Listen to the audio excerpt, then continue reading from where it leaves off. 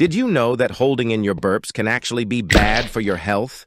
In just 40 seconds, letting it out is not just a relief, but a crucial step for your well-being.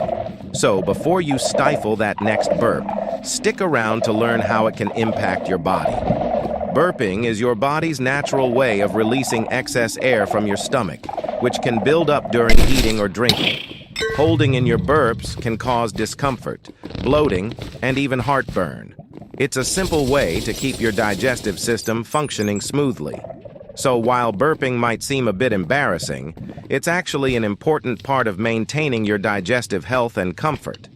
Letting out your burps is just one more way to help your body feel its best.